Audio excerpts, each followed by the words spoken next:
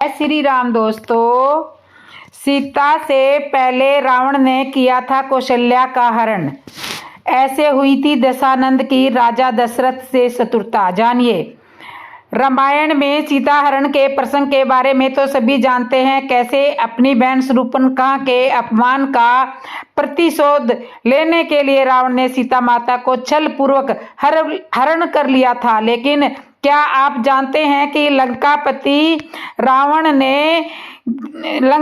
रावण ने रामायण में सीता हरण के प्रसंग के बारे में तो सभी जानते हैं कि कैसे अपनी बहन शूर्पणखा के अपमान का प्रतिशोध लेने के लिए रावण ने सीता को छल पूर्वक हर लिया था। लेकिन क्या आप जानते हैं कि लंकापति रावण ने सीता के हरण से पहले प्रभु श्री राम की मां कौशल्या का भी हरण कर लिया था। वास्तव में वाल्मीकि रामायण के अनुसार कौशल्या का नाम सबसे पहले एक ऐसी रानी के तौर पे आता है जिसे पुत्र की इच्छा थी, जिसकी पूर्ति के लिए एक यज्ञ का आयोजन किया गया था। महाराज सकुशल और अमृतप्रभा की पुत्री कौशल्या कौशल प्रदेश की राजकुमारी थी, जिसके स्वयंवर के लिए विभिन्न प्रदेशों के राजकुमारों को निमंत्रण भेजा गया था। लेकिन इस बीच एक और घटना घटित हुई। दशरथ और सकौशल दोनों दुश्मन थे, लेकिन एक दुश्मनी को समाप्त करने के लिए राजा दशरथ ने सकौशल के साथ शांति की पहल की थी। लेकिन सकौशल ने इस पहल को ठुकरा कर युद्ध के लिए दशरथ को आमंत्रित किया था, जिसमें सकौशल की पराजय हुई थी। दशरथ से हार के बाद मजबूरन सकुशल को उनके साथ मित्रता करनी पड़ी और जैसे जैसे इन दोनों की दोस्ती बढ़ने लगी, सकुशल ने अपनी पुत्री कौशल्या का विवाह दशरथ के साथ कर दिया। विवाह के पश्चात दशरथ ने कौशल्या को महारानी की पदवी प्रदान की। आनंद रामायण के अनुसार रावण ने न केवल सीता का अपहरण किया था, बल्कि एक बार राम की मां कौशल्या का भी अपहरण कर चुका था, क्योंकि एक भविष्यवाणी के अनुसार कौशल्या के पुत्र द्वारा रावण की मृत्यु लिखी हुई थी। साथ ही ब्रह्मा ने रावण को पहले ही बता दिया था कि दशरथ और कौशल्या का पुत्र उसकी मौत का कारण बनेगा। अपनी मौत को टालने के लिए दशरथ और कैकेयी के विवाह के दिन ही रावण कौशल्या को एक डिब्बे में बंद करके एक सुनसान द्वीप पर छोड़ आया था। नारद ने रावण की इस चाल को और उस स्थान के बारे में दशरथ को बताया जहां कौशल्या को रखा गया था। दशरथ रावण से युद्ध करने के लिए अपनी सेना लेकर द्वीप पर पहुंच गए थे। रावण की राक्षसी सेना के सामने दशरथ की सेना का विनाश हो गया, लेकिन दशरथ एक लकड़ी के तख्ते के सारे समुद्र में तैरते रहे और बक्से तक पहुंच गए जिसमें कौशल्या को बंधक बनाकर रखा गया था। वहां पहुंचकर दशरथ ने कौशल्या को बंधक मुक्त किया और सकुशल अपने महल में ले आए। इस तरह रावण ने श्री राम के जन्म से पहले ही अपनी मौत को टालने का प्रयास किया था, जिसमें वो विफल रहा और भविष्य में श्री राम का अंत किया। क्या आप जानते हैं श्री राम से जुड़े हुए उनके जन्म के रहस्य? तो आज मैं आपको उनके जन्म से जुड़े हुए रहस्य आपको बताऊंगी। श्री रामचंद्र जी का जन्म से जुड़ी हुई कुछ बातें जिसे आप अभी तक नहीं जानते होंगे। दरअसल धार्मिक मान्यता के मुताबिक चैत मास के शुक्ल पक्ष की नवमी तिथि को भगवान विष्णु ने भगवान राम के रूप में धरती पर जन्म लिया था और इसी दिन बड़े हर्षोल्लास के साथ सनातन धर्म के लोग रामनवमी को भगवान राम का जन्म उत्सव मनाते हैं। इतना ही नहीं, महर्षि वाल्मीकि और गोस्वामी तुलसीदास जी भी अपने रामायण और रामचरितमानस में इस बात का उल्लेख किए हैं कि भगवान राम का जन्म चैत मास की नवमी तिथि को हुआ था। अब आपके मन में एक सवाल चल रहा होगा कि आखिर कैसे हुआ भगवान राम का जन्म? तो चलिए जानते हैं। इसलिए कहते हैं कि भगवान राम को मर्यादा पुरुषोत्तम क्यों कहते हैं? भगवान राम को मर्यादा पुरुषोत्तम क्यों कहते हैं, जानिए। पुराणिक ग्रंथों के मुताबिक भगवान श्री रामचंद्र एक अवतारी पुरुष थे। उन्हें भगवान विष्णु का 7वां अवतार माना जाता है। इतना ही नहीं, धरती पर मर्यादा का संदेश देने के लिए भगवान राम ने जन्म लिया था। शारीरिक प्रक्रिया के तहत भगवान राम ने अपनी माँ की कोख से जन्म लिया। इतना ही नहीं, भगवान राम को मर्यादा पुरुषोत्तम भी कहा जाता है। ऐसा इसलिए क्योंकि भगवान राम ने धरती पर हर वह मर्यादा का पालन किया जो एक प्राणी को करना चाहिए। वह मर्यादा चाहे भाई से हो या पिता से हो या माँ से हो या गुरु से हो या फिर शत्रु से हो, हर मर्यादा का भगवान राम ने पालन किया था, इसलिए उनको मर्यादा पुरुषोत्तम कहा जाता है। राजा दशरथ को भी करना पड़ा था यज्ञ। कथावाचक पवन दास शास्त्री बताते हैं कि अयोध्या के चक्रवर्ती राजा दशरथ को भी उनकी पत्नी कौशल्या की कोई संतान नहीं हो रही थी। इसके बाद राजा दशरथ व्याकुल हो रहे थे। फिर उन्होंने यज्ञ करने के लिए फैसला किया। राजा दशरथ ने उन महान ऋषि और तपस्वी को यज्ञ का आमंत्रण भेजा, जिसके बाद गुरु वशिष्ठ जी और श्रृंग ऋषि के नेतृत्व में यज्ञ का आयोजन किया गया। यज्ञ में देश भर के तपस्वी और ब्राह्मण मौजूद थे। यज्ञ खत्म होने के बाद राजा दशरथ ने अपने 3 रानियों को यज्ञ का प्रसाद दिया। प्रसाद खाने के बाद तीनों रानियां गर्भवती हो गई। तीनों रानियों ने गर्भ को धारण किया, जिसके बाद चैत्र रामनवमी तिथि को कौशल्या ने भगवान श्री राम को जन्म दिया, जिसकी खुशी में राजा दशरथ ने सभी तपस्वी और ब्राह्मणों को भरपूर दान दिया था। तो इस तरह से राजा रामचंद्र जी का जन्म हुआ था। रावण ने क्यों नहीं छुआ था सीता को, जानिए। भगवान राम की अर्धांगिनी माँ सीता का पंचवटी के पास लंकापति रावण ने अपहरण करके 2 वर्ष तक अपनी कैद में रखा था। लेकिन इस कैद के दौरान रावण ने माता सीता को छुआ तक नहीं था। तो ऐसा क्या कारण था कि रावण ने सीता माता को छुआ तक नहीं था? क्या माता सीता में सतीत्व की शक्ति थी, या कि रावण डरता था, या भगवान राम से डरता था? कहीं ऐसा तो नहीं कि रावण ने कोई वचन धारण कर रखा हो, तो वह किसी श्राप से बंधा हुआ था। रावण जब सीता माता के पास विवाह प्रस्ताव लेकर गया तो माता ने घास के एक तिनके को अपने और रावण के बीच में रखा और कहा, हे रावण, सूरज और किरण की तरह राम सीता अभिन्न नहीं है। राम व लक्ष्मण की अनुपस्थिति में मेरा अपहरण करके तुमने अपनी कायरता का परिचय और राक्षस जाति के विनाश को आमंत्रित कर दिया है। तुम्हारे और श्री राम की शरण में जाना इस विनाश से बचने का एकमात्र उपाय है, अन्यथा लंका का विनाश निश्चित है। सीता माता की इस बात से निराश होकर रावण ने राम को लंका आकर सीता माता की इस बात से निराश होकर रावण ने राम को लंका आकर सीता को मुक्त करने के लिए 2 माह की अवधि दी थी। इसके बाद रावण या तो सीता से विवाह करेगा या उसका अंत हो जाएगा। रावण ने सीता को हर तरह से प्रलोभन दिए कि वह उसकी पत्नी बन जाए। यदि वह ऐसा करती है तो वह अपनी सभी पत्नियों को उसकी दासी बना देगा और उसे लंका की पटरानी बना देगा। लेकिन सीता माता रावण के किसी भी तरह के प्रलोभन में नहीं आई।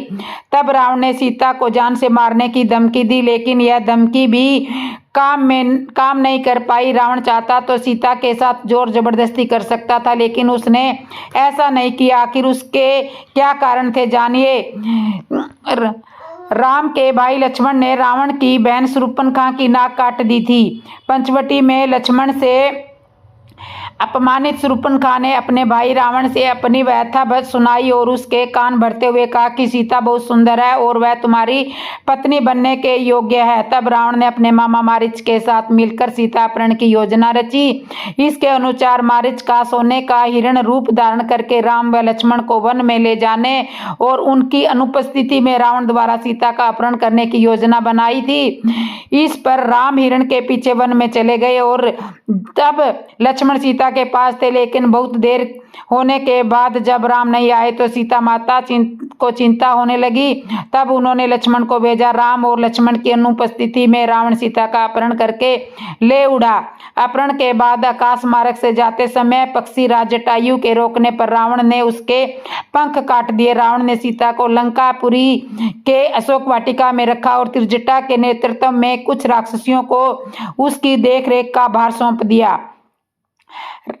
फिर सीता माता के अपहरण के कारण ही राम के हाथों रावण की मृत्यु हुई। यह उस समय की बात है जब भगवान शिव से वरदान और शक्तिशाली खड्ग पाने के बाद रावण और भी शक्तिशाली और अहंकार से भर गया था। वह पृथ्वी से भ्रमण करता हुआ हिमालय के घने जंगलों में जा पहुंचा। वहां उसने एक रूपवती कन्या को तपस्या करने में लीन देखा। कन्या के रंग रूप के आगे रावण का राक्षसी रूप जाग गया और उसने उस कन्या की तपस्या भंग करते हुए उसका परिचय जानना चाहा। काम वासना से भरे रावण के अचंभित करने वाले प्रश्नों को सुनकर उस कन्या ने अपना परिचय देते हुए रावण से कहा कि हे राक्षस राज, मेरा नाम वेदवती है। मैं परम तेजस्वी महर्षि कुशध्वज की पुत्री हूँ। मेरे वैश्य होने पर देवता, गंधर्व, यक्ष, राक्षस, नाग सभी मुझसे विवाह करना चाहते थे, लेकिन मेरे पिता की इच्छा थी कि समस्त देवताओं के स्वामी श्री विष्णु ही मेरे पति बने। मेरे पिता की उस इच्छा से क्रोध होकर शंभु नामक दैत्य ने सोते समय मेरे पिता की हत्या कर दी और मेरी माता ने भी पिता के वियोग में उनकी जलती चिता से कूदकर अपनी जान दे दी।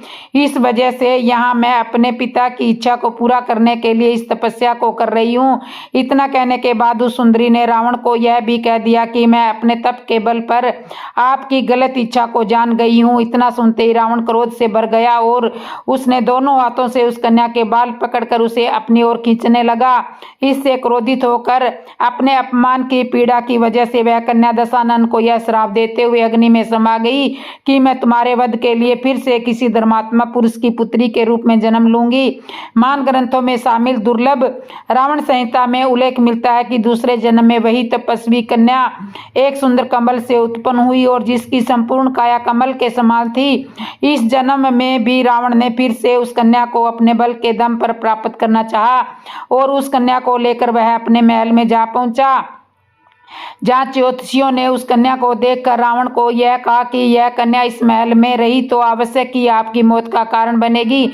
यह सुनकर रावण ने उसे समुद्र में फेंकवा दिया। तब वह कन्या पृथ्वी पर पहुंचकर राजा जनक के हल्के जोत जाने पर उनकी पुत्री बनकर फिर से प्रकट हुई। मान्यता है कि बिहार स्थित सीतामढ़ी का पुनरागाम वह स्थान है जहाँ राजा जनक ने हल चलाया था। शास्त्रों के अनुसार कन्या का यही रूप सीता बनकर रामायण में रावण के वध का कारण बना। अद्भुत रामायण में उल्लेख है कि रावण कहता था कि जब मैं भूलवश अपनी पुत्री से परिणय की इच्छा करूं तब ही मेरी मौत का कारण बने। रावण के इस कथन से ज्ञात होता है कि सीता रावण की पुत्री थी। अद्भुत रामायण में उल्लेख है कि गत्स्य नामक ब्राह्मण लक्ष्मी को पुत्री रूप में पाने की कामना से प्रतिदिन एक कलश में कुश के अग्रभाग से मंत्रोच्चारण करके दूध की कुछ बूंदें डालता था। एक दिन जब ब्राह्मण कहीं बाहर गया हुआ था तब रावण उसकी कुटिया में आया और वह मौजूद ऋषियों को मारकर उसका रक्त कलश में भर लिया। वह कलश लाकर रावण ने मंदोदरी को सौंप दिया। रावण ने कहा कि यह तेज विष है, इसे छुपा कर रख दो। मंदोदरी रावण की उपेक्षा से बहुत दुखी थी। एक दिन जब रावण बाहर गया हुआ था तब मौका पाकर मंदोदरी ने कलश में रखा हुआ रक्त पी लिया और इससे मंदोदरी गर्भवती हो गई। लोकलाज के डर से मंदोदरी अपनी पुत्री को कलश में रखकर उस स्थान पर छुपा गई जहां से जनक ने उसे प्राप्त किया था। सीता के संदर्भ में एक अन्य कथा वेदवती नाम की स्त्री से संबंधित है।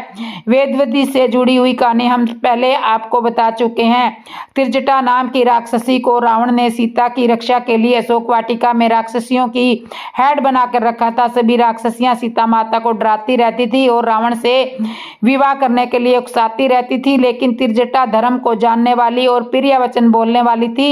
त्रिजटा ने सीता को सांत्वना देते हुए कहा कि सखी तुम चिंता मत करो, यहाँ एक श्रेष्ठ राक्षस रहता है जिसका नाम अविंद है और उसने तुमसे कहने के लिए यह संदेश दिया है कि तुम्हारे स्वामी भगवान राम अपने भाई लक्ष्मण के साथ कुशल पूर्वक है। वे अत्यंत शक्तिशाली वानर राज सुग्रीव के साथ मित्रता करके तुम्हें छुड़वाने की कोशिश कर रहे हैं। त्रिजटा ने सीता को एक राज की बात और बताई कि तुम्हें रावण से नहीं डरना चाहिए, क्योंकि रावण ने कुबेर के पुत्र नल कुबेर की पत्नी अप्सरा रंभा को काम वासना से छुआ तो रंभा ने क्रोधित होकर रावण को श्राप दिया कि वह किसी पराई स्त्री के साथ साथ उसकी इच्छा बिना संबंध नहीं बना पाएगा, और अगर ऐसा किया तो वह भस्म हो जाएगा। अन्य जगहों पर उल्लेख मिलता है कि रावण ने रंभा के साथ बलात्कार करने का प्रयास किया था, जिसके चलते रंभा ने उसे यह श्राप दिया था। रंभा कुबेर के पुत्र नल कुबेर के साथ पत्नी की तरह रहती थी। रंभा नल कुबेर के संबंध को लेकर रावण अक्सर उपहास उड़ाया करता था, और इसी श्राप के भय से रावण ने सीता के बाद सीता को छुआ नहीं था।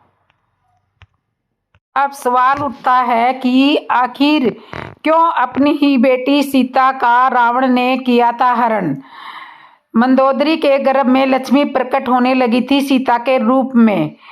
क्या आप जानते हैं कि सीता माता रावण की बेटी थी? अगर नहीं तो क्या आप जानते हैं कि हम आपको बता दें कि सीता माता रावण की ही पुत्री थी। रामायण के प्रति नायक रावण में बहुत से गुण होते हुए भी उसके कर्मों ने उसकी सारी अच्छाइयों पर पानी फेर दिया था। अगर रावण पर पराई नारी मतलब सीता के हरण का दोष ना होता तो रावण का चरित्र आज हमारी नजरों में कुछ और ही होता। तो इस तरह से मैं आपको रावण के चरित्र की सारी बातें बताती हूँ। रावण ने अपने खुद की मृत्यु की कामना की थी।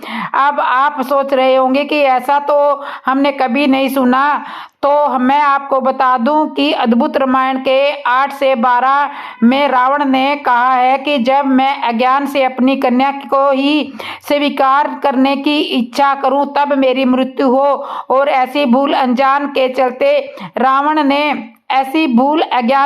रावण ने सीता का हरण किया, जो कि उसकी बेटी थी। दंडकारण्य में गत्स्य नामक ब्राह्मण ने, जो मां लक्ष्मी को अपनी बेटी के रूप में पाना चाहते थे, इस कारण एक कलश में कुश के अग्रभाग से मंत्रोच्चारण के साथ दूध की बूंदें डालता था कि उस कलश में मां उनकी बेटी के रूप में जन्म ले। लेकिन एक दिन उसकी अनुपस्थिति में रावण वहां पहुंचा और ऋषियों से तेज हत्या करने के लिए उन्हें घायल कर उनका रक्त पीकर कलश में डालकर लाकर मंदोदरी को दे दिया, और यह कह दिया कि यह बहुत ही तेज जहर है, सावधानी से इसे रख दो। तब रावण से परेशान होकर मंदोदरी ने अपने प्राण त्यागने के लिए वह यह रख दो।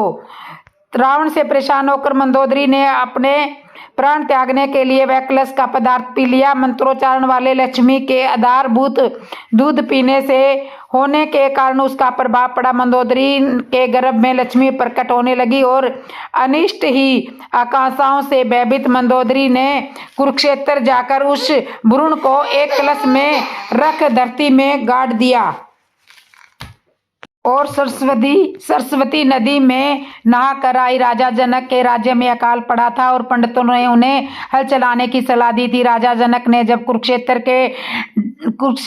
के धरते पर हल चलाया तब हल में आगे सीता से हल के आगे वाले भाग से एक कलश के फूटने की आवाज आई। वह रुक कर राजा ने देखा, तब उसमें एक नन्ही सी बच्ची मिली। जैसे ही राजा की कोई संतान नहीं थी, उस कारण राजा ने उस बच्ची को अपनी पुत्री के रूप में स्वीकार किया, और सीता, जो कि हल का एक निचला भाग होता है, उसका नाम भी उससे टकराने की वजह से उस कन्या का नाम सीता रख दिया गया। इस प्रकार से माँ सीता भी रावण की बेटी, और भले अज्ञानता के कारण ही सही, पर रावण ने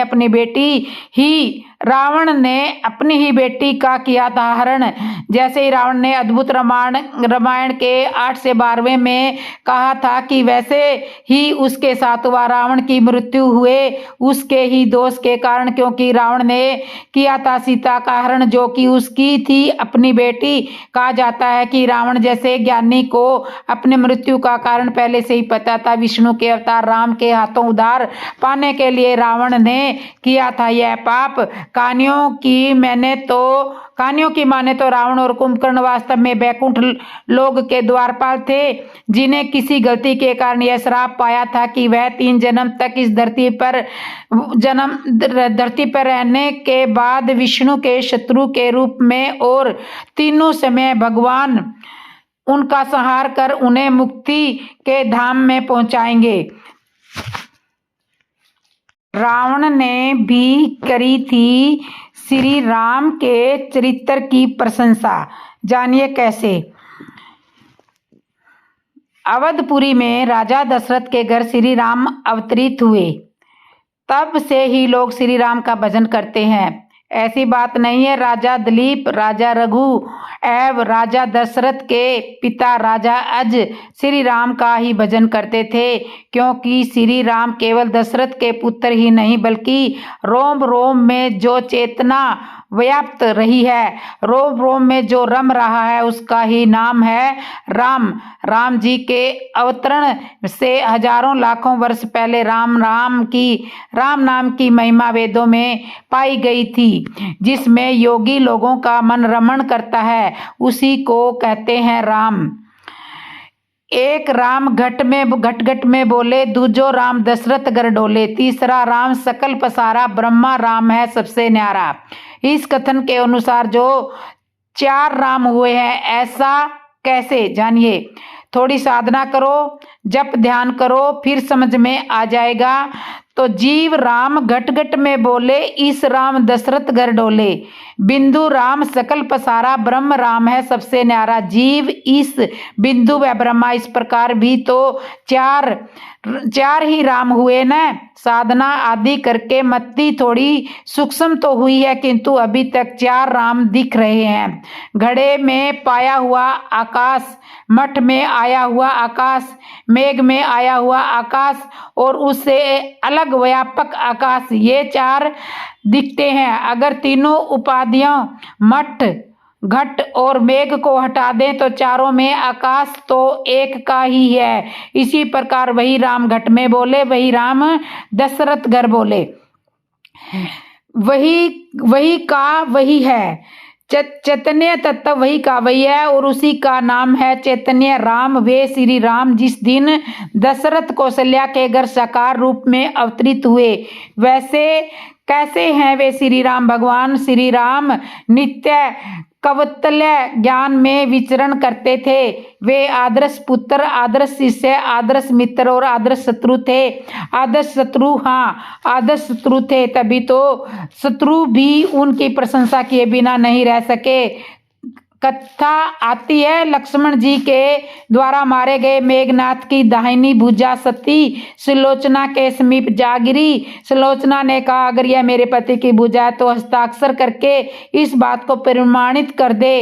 कटी भुजा ने हस्ताक्षर करके सच्चाई स्पष्ट कर दी थी। सुलोचना ने निश्चय किया कि मुझे अब सती हो जाना चाहिए, किंतु पति का शव तो श्री रामदल में पड़ा हुआ था, फिर वह कैसे सती हो सकती थी? जब अपने ससुर रावण से उसने अपना अभिप्राय कहकर अपने पति का शव मंगवाने के लिए कहा, तब रावण ने उत्तर दिया, देवी तुम स्वयं ही रामदल में जाकर अपने पति का शव प्राप्त कर सकती हो। जिस समाज में बाल ब्रह्मचारी श्री हनुमान जी, परम जितेंद्रिय श्री लक्ष्मण जी तथा एक पत्नी वर्ती भगवान श्री राम विद्वान है, मुझे विश्वास है कि इन सत्पुरुषों के द्वारा तुम निराश नहीं लौटाई जाओगी। जब रावण सुलोचना से ये बातें कह रहा था, उस समय कुछ मंत्री भी वहां पे बैठे हुए थे। उन लोगों ने कहा, जिनकी पत्नी को आपने बंदनी बनाकर रसोई वाटिका में छोड़ रखा है, उसके पास आपकी बहू का जाना कहाँ तक उचित है? यदि यह गई तो क्या सुरक्षित वापस लौट सकेगी? यह सुनकर रावण बोला, मंत्रियों लगता है तुम्हारी बुद्धि विनिष्ट हो गई है। अरे यह तो रावण का काम है जो दूसरों की स्त्री को अपने घर में बंदनी बनाकर रख सकता है, राम का थोड़ी ना है। धन्य है श्री राम का चरित्र, दिव्य चरित्र, जिसका विश्वास शत्रु भी करता है और प्रशंसा करते हुए नहीं थकता। प्रभु श्री राम का पावन चरित्र दिव्य होते हुए भी इतना सहज सरल है कि मनुष्य चाहे तो अपने जीवन में भी उसका अनुसरण कर सकता है। राम राम रटते रटते जिस दिन राम जी की भक्ति हमारे हृदय में अवस्थित हो जाएगी, तो माया फिर हमसे दूरी बना लेती है और हम आनंद सिंधु की भक्ति के साथ आनंदमय जीवन व्यतीत करने लगेंगे। अतः राम भक्ति पाने के लिए प्रयत्न करें, सत्संग करें। राम भक्ति निरुपाथी, राम भक्ति के बारे में बताते हुए काकभुसुंडी जी गरुड़ जी को कहते हैं कि जिसके हृदय में विशुद्ध राम जी की भक्ति सदा निर्वात रूप से बसती है, उसे माया डरती है और उस पर अपना कुछ भी प्रभाव नहीं दिखा पाती। राम नाम का इन 2 अक्षरों में ही पूरी रामायण है और पूरा शास्त्र है। पुराणों में लिखा है कि ज्ञान, धर्म, ध्यान, योग, तप आदि सभी कलयुग के व्यर्थ सिद्ध होंगे, परंतु राम नाम का जप ही लोगों को भवसागर से पार लेकर जाएगा और सिद्ध होगा। वेद, पुराण, अन्य शास्त्रों से भी बढ़कर ये 2 अक्षर वाला राम का नाम, राम के नाम के 2 अक्षर सावन भादों के महीने की तरह है। इस नाम की ही महिमा है जिसे सभी देवी देवता जपते रहते हैं। यही नहीं, जिस नाम की महिमा का वर्णन शिवजी से सुनकर माता पार्वती भी उनका नाम जप करती थी, जिसके सेवार्थ श्री शिव जी ने हनुमान जी का अवतार लेकर वे राम का नाम ही जपते रहते हैं। ऐसे प्रभु श्री राम का नाम लिखना बोलना भवसागर से पार तो लगाता ही है, साथ ही वह भक्तों को समस्त प्रकार के वैदिक, दैविक और भौतिक तपों से मुक्ति प्रदान करता है। राम के नाम से इतनी शक्ति है कि जिनके नाम का जप करते हुए ऋषि वाल्मीकि और संत तुलसीदास अज्ञानी से महान ज्ञानी बन जाते हैं, उसके बाद उन्होंने रामायण और रामचरित्र ग्रंथों की रचना की। सबरी ने भगवान राम का नाम लेकर उनको इतना मजबूर कर दिया कि वनवास के दौरान उनको समय मिलने के लिए कुटिया पर आना पड़ा। राम का नाम ही तो सत्य है। रामचरितमानस में तुलसीदास जी ने राम नाम की महिमा का कई जगह पर वर्णन किया है। राम नाम की औषधि खरी नियत से खाए, अंग रोग व्यापे नहीं, महायोग मिट जाए। अर्थात राम नाम का जप एक ऐसी औषधि के समान है जिसे अगर सच्चे हृदय से जपा जाए तो सभी आदि व्याधि दूर हो जाती है, मन को परम शांति मिलती है। तो हे राम, हे हरि, हे अयुच गोविंद दीनदयाल, हम सभी को सद्बुद्धि दे। हे भक्त वत्सल प्रभु श्री राम, ऐसा पुकारते प्रार्थना करते डूब जाएं। हे कृपालु, आप आवश्यक हमारे ऊपर कृपा करें। तो इस तरह से कैसे भगवान राम की बाल लीलाओं का प्रसन्न, चारों भाई राजा दशरथ के आंगन में कैसे बाल लीलाएं कर रहे हैं, जानिए। अभी तक हमने कथा सुनी थी कि किस तरह भगवान शिव और काकभुसुंडी जी ने भगवान के बाल रूप के दर्शन किए थे और आनंदित हुए थे। आगे प्रसंग आता है कि भगवान की लीलाओं का चारों भाई राजा दशरथ के आंगन में खेल कूद कर रहे हैं। माताएं भगवान की लीलाएं को देख देख करके खुश लीलाओं को देखती है। चारों भाई राजा दशरथ जी के आंगन में खेल रहे हैं। माताएं भगवान की बाल लीलाओं को देखकर सुख प्राप्त करती है। एक दिन चारों भाई गेंद का खेल खेलने के लिए समतल भूमि पर शाखाओं के साथ में लेकर खेलने गए। गेंद में 2 दल हो जाते हैं तभी खेल पूर्ण हो सकता है, किंतु विडंबना यह थी कि कोई राम जी के विपक्ष खड़ा होना ही नहीं चाह रहा था। सब लोग राम जी के दल में ही रहना चाहते थे, किंतु महान है भरत जी, उन्होंने कहा कि मैं राम जी के सम्मुख खड़ा हो जाऊंगा, अपना दल बनाऊंगा। और भरत जी अपना राम जी के विरुद्ध दल बनाकर खड़े हो गए। किसी ने भरत जी से कहा कि तुम राम जी के विरुद्ध खड़े क्यों हो गए हो, उनके सामने खड़े हो क्या राम जी से जीतना चाहते हो? भरत जी ने कहा बात ऐसी नहीं है, हार हो या जीत का विषय यह नहीं, मेरा उद्देश्य तो केवल इतना है कि खेल में हार हो या जीत, मेरा उद्देश्य तो इतना है कि राम जी का यह खेल किसी तरह पूर्ण हो जाना चाहिए। किसी ने कहा कि यह तो बड़े घाटे का सौदा है, लक्ष्मण जी तो राम जी की तरफ है और तुम राम जी के विपक्ष खड़े हो। भरत जी ने कहा नहीं, इसमें भी कोई घाटा नहीं है, राम जी की ओर है, मैं वह राम जी की ओर देख नहीं पाएंगे। जो राम जी की तरफ है वो राम जी को नहीं देख पाएंगे और मैं राम जी के सम्मुख हूँ तो उनको सामने से दर्शन कर रहा हूँ। कर पाऊंगा। सबसे बड़ा लाभ तो यही है। यह भक्त भरत जी का भाव है। अब गेंद का खेल आरंभ हुआ। राम जी ने गेंद को ठोकर मारी, वह लुढ़कते हुए भरत जी के पास आई। भरत जी ने उस गेंद को इतनी जोर से ठोकर मारी कि वह राम जी के पास चली गई, किंतु राम जी ने फिर उस गेंद को ठोकर मारी। खेल में भरत जी की जीत हो गई, राम जी हार गए। किसी ने भरत जी से कहा कि तुमने गेंद को इतनी जोर से ठोकर क्यों मारी? क्या तुम राम जी से जीतना चाहते थे? भरत जी ने कहा, नहीं, ऐसी बात नहीं है।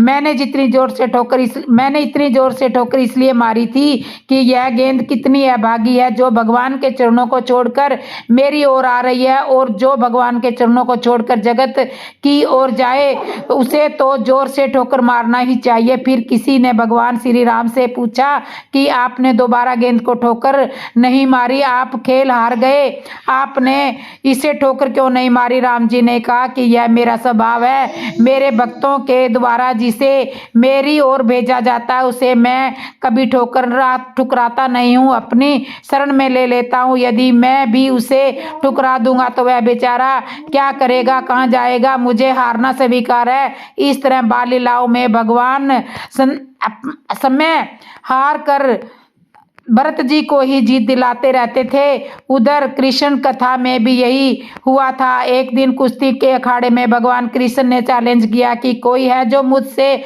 लड़ने के लिए तैयार है। तो भगवान कृष्ण का एक मित्र मनसुखा तैयार हो गया, मैदान में आ गया और बोला, मैं तैयार हूँ, मैं भी पहलवान हूँ, मैं लड़ूंगा। कृष्ण भगवान ने कहा कि मैंने तो कंस के पक्ष वालों को कहा था।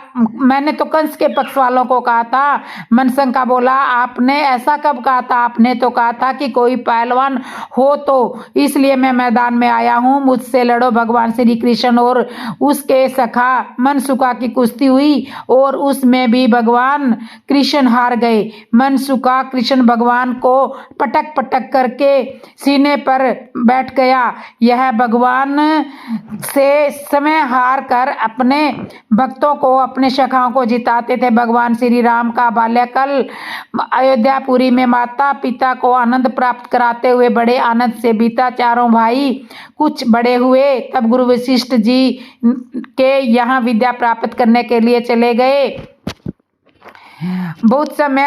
बहुत कम समय में सारी विद्याओं में निपुण हुए। वापिस राजमहल में आए। भगवान श्री राम अपने चारों भाइयों सहित प्रतिदिन प्रातःकाल उठकर गुरु और माता पिता को प्रणाम करते थे। माता द्वारा उन्हें संस्कार बचपन से ही दिया गया था। राम जब भी माता कौशल्या को माता कहते थे तो माता कौशल्या उन्हें कहती थी, मैं तुम्हारी माता नहीं हूँ, तुम्हारी माता तो कैकेयी है, मैं तो तुम्हारी मैया हूँ। उधर यही बात वनवास जाते समय माता सुमित्रा ने लक्ष्मण जी से कही। जब लक्ष्मण जी वनवास लेने के लिए आज्ञा मांगने गए थे तब सुमित्रा माता ने लक्ष्मण जी से कहा था, तुम्हें यहाँ आज्ञा लेने आने की आवश्यकता नहीं थी, तुम्हारी माता मैं नहीं हूँ, तुम्हारी माता तो जानकी है, तुम्हें वहीं पर उन्हीं से आज्ञा ले लेनी चाहिए थी। चारों भाइयों में इतना प्रेम था कि भरत कौशल्या माता को अपनी माता मानते थे और राम जी कैकेयी को अपनी माता मानते थे।